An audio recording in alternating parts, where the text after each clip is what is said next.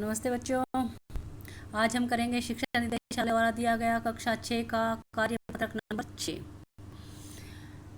और ये भी आपके बचपन से भाग 5 आ रहा है। ठीक है, और तिथि है 15/10/2020 जो कि कल की आपके वीरवार को ये कार्यपत्रक प्राप्त होगा। इसलिए मैं एक दिन पहले ही इसका समाधान करके आपको कक्षा कक्ष में, आपके व्हाट्सएप कक्षा कक्ष में इसको साझा कर दूंगी। इस सबसे पहले आपको पता ही यहाँ पर विद्यार्थी का नाम लिखना है और यहाँ पर कक्षा अध्यापक का नाम लिखना है। देखो बच्चों, पिछले कार्यपत्रक में हमने जाने की लेखिका कृष्णा सोबती जी ने स्कैंडल पॉइंट के ठीक सामने की दुकानों के विषय में बताया, जिसमें उनकी यादें जुड़ी हुई थी। ठीक है, ये पिछले कार्यपत्रक में ये हुआ। अभी कह रहा है इससे आगे हम पढ़ते हैं। इससे आगे क्या है? इससे आगे वो जो मैंने जब इसका सारांश कराया था चैप्टर में का, तो उसमें सारांश में इसके चश्मे के बारे में बताया था, कृष्णा सोबती जी का जो चश्मा चढ़ा था। तो वहीं से उसी गद्यांश से ये उठाए गए प्रश्न उत्तर। तो पढ़ते हैं कि वैसे तो डॉक्टर साहब ने पूरा आश्वासन दिया था, लेकिन चश्मा तो अब तक नहीं उतरा। नंबर बस कम ही होता रहा। मैं अपने आप इसकी खुद जिम्मेवार हूँ। मैं अपने आप इसकी जिम्मेवार हूँ मतलब क्या हो गया? जब आप दिन की रोशनी को छोड़कर रात में टेबल लैंप के सामने काम करोगी तो इसके अलावा और क्या होगा? हाँ, जब पहली बार मैंने चश्मा लगाया तो मेरे चचेरे भाई ने मुझे छेड़ा और क्या कहा कि देखो देखो कैसी लग रही है।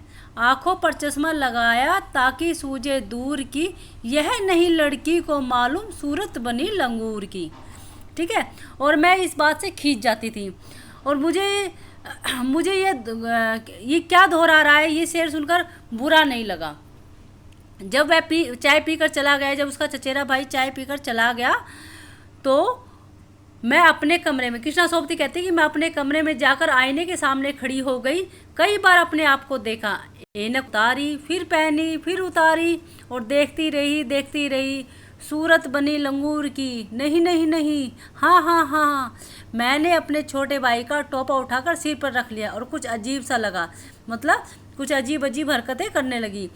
अच्छा, और भी मजाकिया यह भी तब की बात थी, अब तो चेहरे के साथ ये चश्मा घुल मिल गया है। कहने का मतलब क्या है, जब हम कोई नई चीज़ पहली बार ट्राई करते हैं तो वो अजीब से लगती है, पर तो जब उस चीज़ को हम डेली रूटीन में ढाल लेते हैं तो वो चीज़ हमारे शरीर का एक अंग बन जाती है। इसी तरह कृष्णा सोबती ने जब शुरू में चश्मा पहना तो उनको बड़ा अजीब लगा, सब लंगूर लंगूर कह के चिल्लाने लगे, परंतु अब वो कहते कि चश्मा तो मेरे शरीर का एक अंग बन गया है।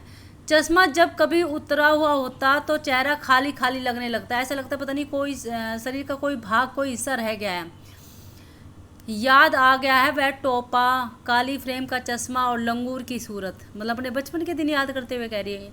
इन दिनों शिमला में सिर पर टोपी लगाना पसंद करती हूँ। मैंने कई रंगों को की जमा कर ली है। कहाँ दुपट्टों का ऑर्डनर, कहाँ सहल और सुबीती वाली हिमालय टोपियाँ, यानी कि हिमालय की टोपियाँ बड़ी फेमस होती है। ठीक है, माथे के पास उनकी पट्टी होती है और ऊपर से कवर होती है। तो उन टोपियों की बात कृष्णा सोबती यहाँ पर कर रही है। तो बच्चों, हम प्रश्न उत्तर करेंगे। तो प्रश्न उत्तर पहले क्या है कि चश्मा लगाने पर उनके चचेरे भाई ने उन्हें क्या कहकर चिढ़ाते थे।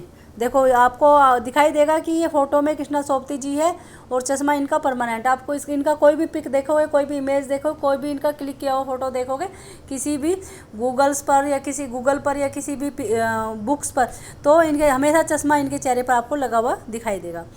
तो चश्मा लगाने पर चचेरे भाई ने क्या कहकर चिढ़ाते थे? उन्हें लंगूर लंगूर कहकर चिढ़ाते थे। प्रश्न नंबर 2,